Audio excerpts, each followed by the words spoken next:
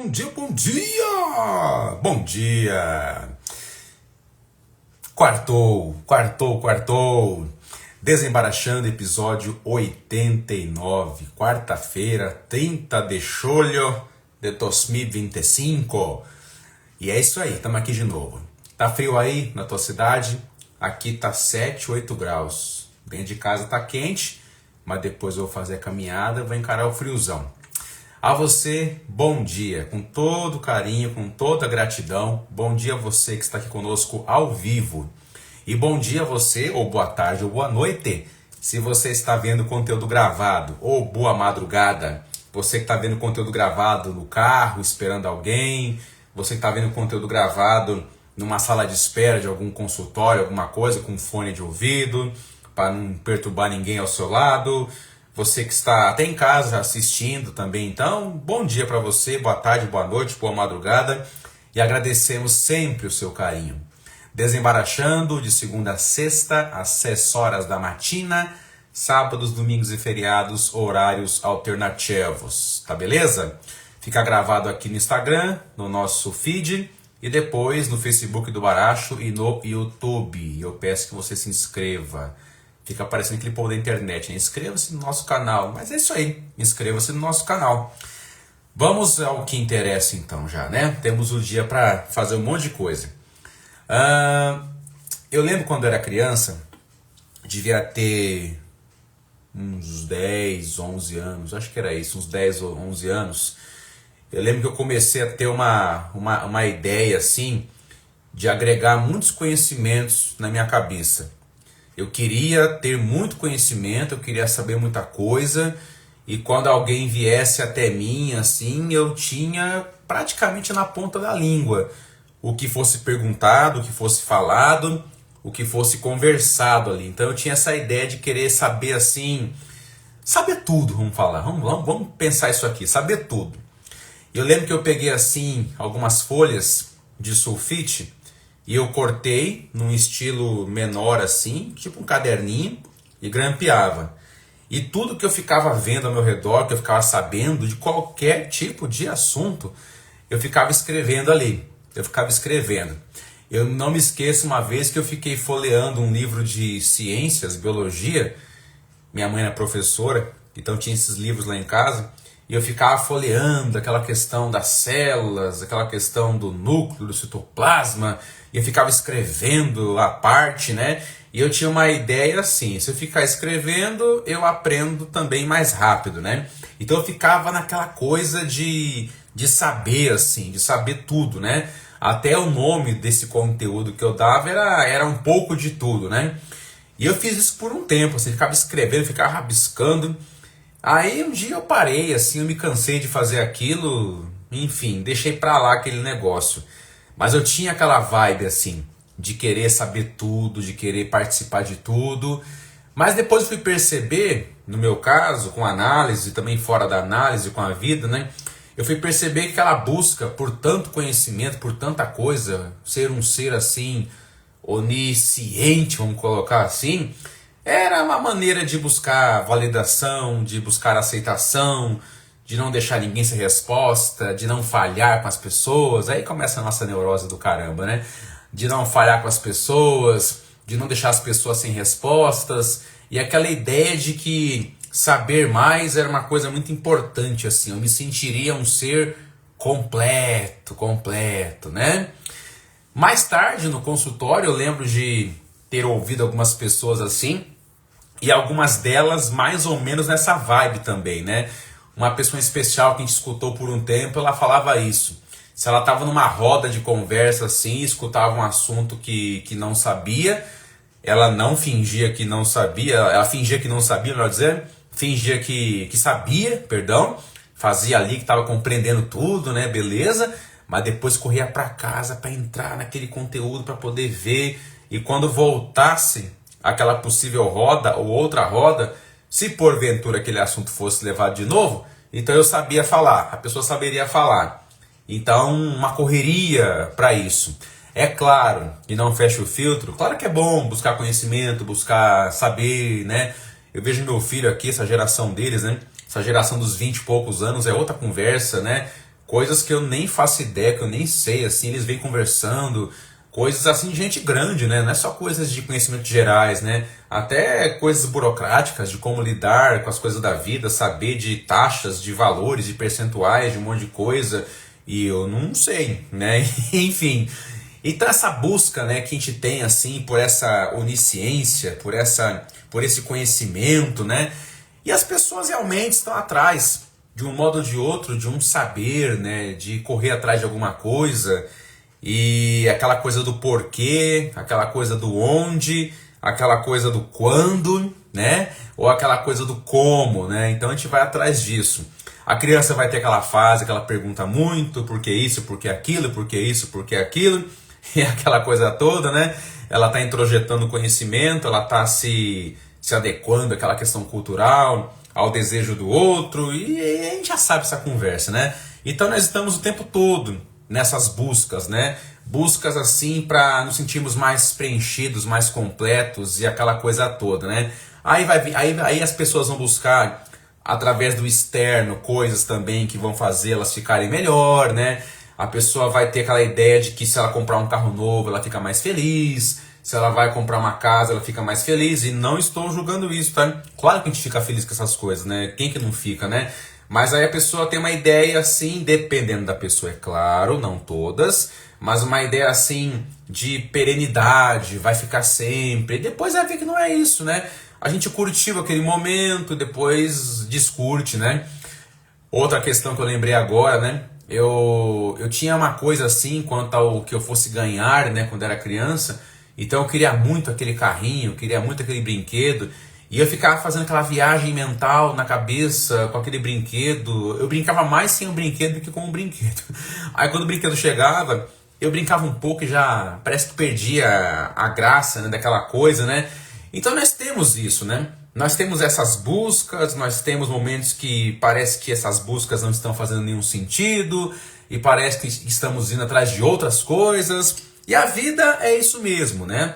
Aí você traz para o contexto de uma terapia. Na terapia também é isso, né? A pessoa vai buscar alguma coisa que lhe falta, né? Até tem um texto sobre isso, né? Bem legal na internet, você pode achar depois, né? A parte que me falta, né? Então a pessoa vai na terapia para buscar um pedaço da sua vida, para poder fazer uma compreensão, né? Para poder fazer um entendimento que o complete, que faça sentido, né? Aquela coisa toda, né? E o nosso mundo, é claro, com o que ele veicula no campo do prazer, no campo das realizações, né? Aí você vê as propagandas, você vê tanta coisa que sugere tanta plenitude, felicidade, né? Assim, e muitos vão atrás disso, pensando que vai ser assim realmente, né? Na verdade, eu estou falando toda essa conversa aqui para você, nesse começo do Desembaraxando, para falar uma coisa que é sabida, mas para muitos de nós é difícil entender isso. O que, Baracho?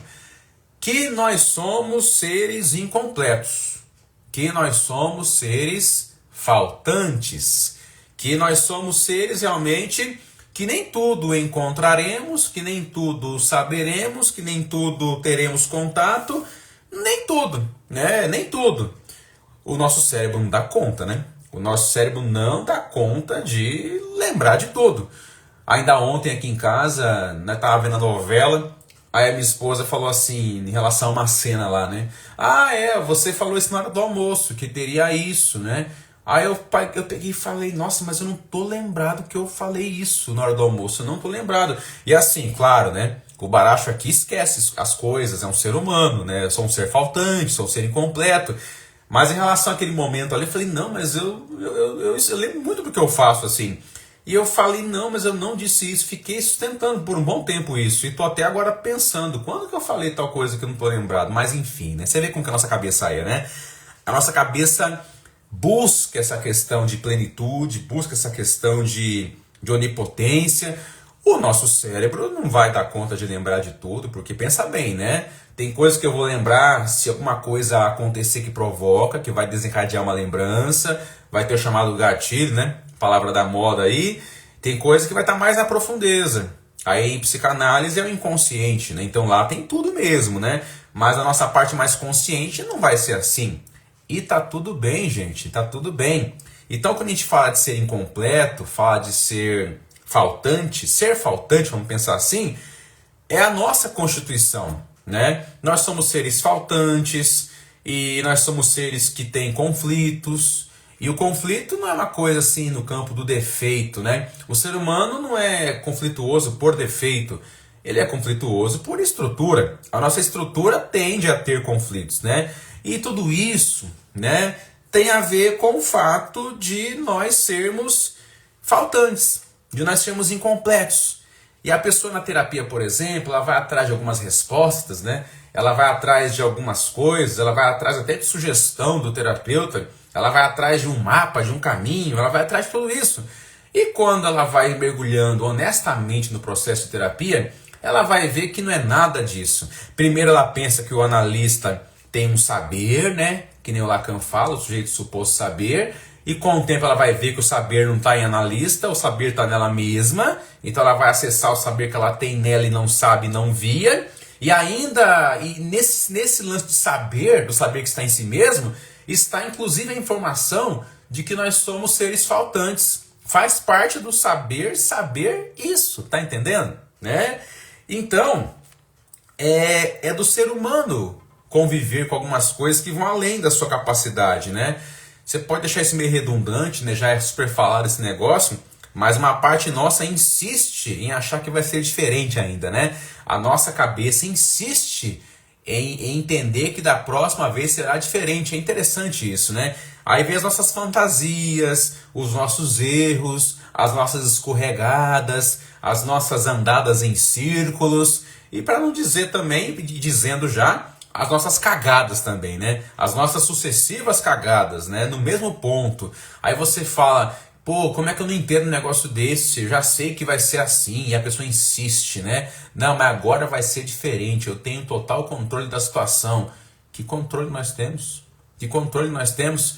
Nós temos uma ideia assim, de controle, muita coisa, ok, a gente consegue apertar o botão, mas muita coisa a gente não consegue não. Muita coisa o botão está apertado por alguma situação, aí, por alguma instância, e a gente vai seguindo. Então, com o tempo, a gente vai observando isso, né? Que na verdade é do ser humano conviver com o chamado não saber. É do ser humano, então, ir entendendo, e não é brinquedo, é fácil isso, é ver e reconhecer que nós somos seres faltantes, né? A falta, incompletude, né? Não saberemos tudo. Uma vez perguntaram para o Freud, né? O que o analista quer, Freud? O analista não quer nada, né? E faz parte da vida conviver com uma certa parcela de um não saber. E mesmo assim a gente pode viver, gente, a parcela de um não saber, né? Sabe quando você dá graças a Deus e aos céus de não ter tido acesso a algum tipo de informação, de coisa, e que quem teve naquele momento se lascou? Depois você fica sabendo, mas depois que a galera que soube, se enfiou, sofreu a consequência, aí você fala assim, ainda bem que eu não tava lá, né? Assim, ainda bem que, olha, eu quase virei naquela porta, mas no final virei pra cá. Aquele livramento que a vida dá, é mais ou menos isso. Então, ó, vai por mim, é maravilhoso isso, tá? Por incrível que parível, por incrível que pareça. Então, a gente tem essa tendência, é claro, de ficar focando muito naquilo que nos falta, alguns mais, alguns menos, né? Não fecha o filtro. Então, olhar aquilo que nos falta tem a sua importância, porque reconhecer falta nos faz com que nós nos movamos, né? As descobertas da vida, a tecnologia, os avanços, a vida tornando-se mais fácil em muitos aspectos, só foi possível porque alguém reconheceu ali uma falta, alguma coisa, e trabalhou, estudou para oferecer uma coisa melhor, que melhorasse a vida naquele sentido. Uma resposta, vamos colocar assim. E isso mesmo, e muita coisa veio. O que estamos fazendo aqui agora, né? Uma live às 6 horas da manhã, usando um celular com internet Wi-Fi, né? Isso é inconcebível anos atrás, a gente nem sabia negócio de internet, né? Então, se alguém fosse comunicar alguma coisa antigamente, era só pela televisão, e nem todos têm acesso à televisão, não é assim? Agora com isso aqui, todo mundo passou a ter o seu canal, todo mundo pôde pôr a cara numa câmera, né? Alguns não têm coragem, alguns não gostam, alguns não querem, ok, tá tudo certo. Mas você está entendendo? Então, nesse sentido, nós olhamos o que nos falta e corremos atrás. Só que mesmo assim, em muitas coisas, a gente vai ver ainda que nós somos seres faltantes, né? E não quer dizer que a gente não deva aprimorar, que a gente não deva melhorar, que a gente não deva buscar conhecimento, tá tudo certo. Só que faz parte da nossa vida entender isso, né? Nós não somos oniscientes, nós não somos onipotentes, né? E é muito bom isso, porque isso nos faz reconhecer a nossa humanidade. Faz parte da humanidade ser incompleto, faz parte da humanidade não saber tudo, faz parte da humanidade não poder tudo. Então vai ter alguma coisa na nossa vida que é do campo do desconhecido, né? E enfim, é isso aí. E não quer dizer que é uma coisa irresponsável você não saber, que você é inferior por não saber, que você é incompetente por não alcançar aquela coisa, né? Não é isso. É um reconhecimento de humanidade, né? Então, às vezes a gente cai umas vertentes de narrativas aí, de que eu deva saber tudo um pouco, eu tenho que fazer, eu tenho que ser multifunções. Olha, o coleguinha lá, ele é melhor do que eu, porque ele faz tanta coisa que eu não faço. As comparações detonam a gente, tá? Porque a comparação é o quê? É eu usar o meu suposto pior versus o melhor do outro. E eu fico numa coisa, né? Ainda esses dias conversava com uma pessoa, até pela via aqui da escuta analítica, né? E a pessoa falava isso, né? Que por um bom tempo buscou validação lá do pai, da mãe. Aí por um bom tempo depois entendeu assim que estava livre disso. Mas depois percebeu que uma hora ou outra apareceu uma situação que reavivou essa necessidade de validação. Aí foi necessário a pessoa observar um pouco mais, se escutar um pouco mais. E assim, essa necessidade de validação não é que ela vai morrer, mas dá para caminhar mais longe. Até se você voltar aqui em alguns desembarachandos, que falamos sobre padrões, aquele lance de você andar um pouco mais longe naquela espiral, longe do centro de cada um, isso é possível. Então, conviver com isso é ser faltante, é ser incompleto. Porque se eu busco validação de alguém, mostra que eu sou incompleto. Se eu busco reconhecimento de alguém, mostra que eu sou um ser faltante. Se eu busco alguma coisa do outro, é porque eu sou faltante. Se eu coloco alguma coisa na rede social, eu só estou colocando por colocar. Mentira! Eu estou colocando para buscar o olhar do outro, pela curtida, pelo comentário. Mostra que eu sou faltante. Então só o fato de eu buscar o outro, direto ou indiretamente, mostra que eu sou faltante. Barato está errado buscar o outro? Não, em muitos aspectos não. Tem buscas pelo outro que são do campo do patológico, já é uma coisa complicada, né? Nós buscamos sim o outro, mas a partir disso a gente começa a buscar a nós, tá entendendo? É aí que está a questão. Então, vai fazer parte da nossa vida lidar com alguma coisa do desconhecido, alguma coisa do improvável, alguma coisa do que não está no roteiro. Nem sempre vai ter roteiro, gente. Nem sempre vai ter mapa. A gente espera ter um mapa, ter uma resposta, ter uma coisa que cai do céu, uma confirmação, para eu dar o passo, para eu ter mais segurança. Tudo bem. Você vai fazer os 3 orçamentos, né, assim, para poder ir para frente, tá tudo certo. Mas tem hora que se a vida não empurrar a gente, não der um peteleco na gente, nós não vamos, né? Tem gente que é assim. Fica esperando, é aquele meme lá, né? A pessoa esperando a esposa perfeita e o marido perfeito, e a pessoa tem uma caveira assim, né? No portão de casa esperando. Espera, espera, espera, o tal do perfeito, né? E não vai vir, porque ninguém é perfeito, ninguém é completo.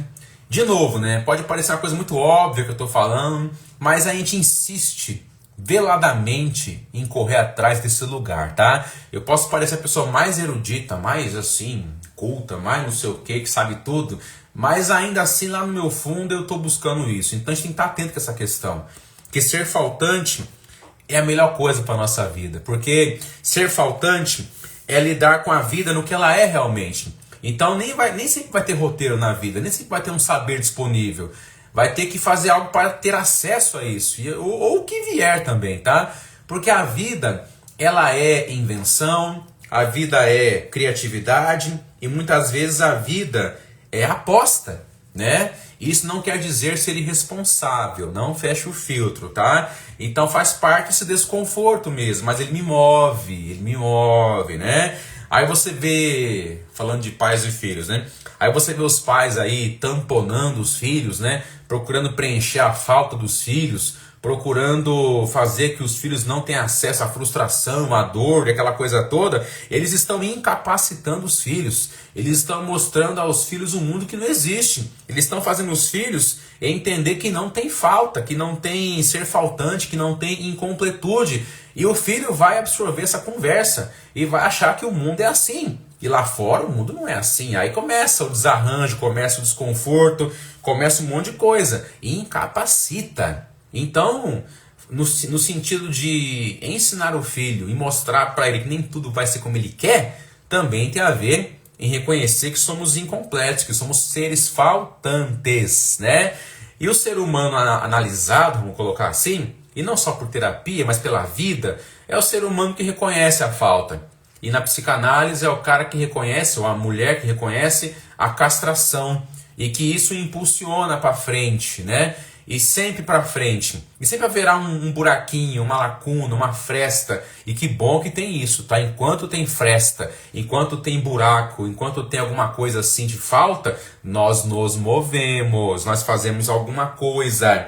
Então é claro, vai ter as pessoas que são exceções, os superdotados, os cheios de conhecimento, mas ainda assim são faltantes, ainda assim são incompletos, tá? Então, eu não sei tudo, não terei acesso a tudo, sou um ser faltante, mas isso é assumir a nossa humanidade. Então, ainda falar com uma pessoa esses dias, ela falava isso, né? Olha, Baracho, estou numa situação assim agora que eu confesso que não estou ainda entendendo tudo, mas eu estou muito bem por estar nesse lugar. Até me acho estranho nessa hora. Então você vê um passo evolutivo na pessoa, um passo evolutivo. É aquela velha questão. Se não te contaram, se não vier falar para você, então não vá atrás. Se não te convidaram, então não vá. Né? Se estão se distanciando de você, te evitando, então tá bom. Pode ser livramento. E eu creio que é livramento mesmo, né? Então, no fim das contas, pessoal, essa questão de assumirmos a nossa falta, o ser incompleto, é o que nos faz realmente ser humanos. E eu quero terminar isso aqui com aquela comparação que eu sempre falo para quem eu atendo, onde eu dou palestra, né? Você que foi dos anos 80 aí, e até agora, porque está passando toda hora de novo isso, você vai lembrar daquele personagem do Chapolin Colorado, do ator Roberto Gomes Bolanhos, que fez o Chaves também, que voltou a passar no SBT, né? Tô falando aqui sem ganhar nada, tá? E aí, uma vez perguntaram pro Bolanhos por que ele criou o Chapolin.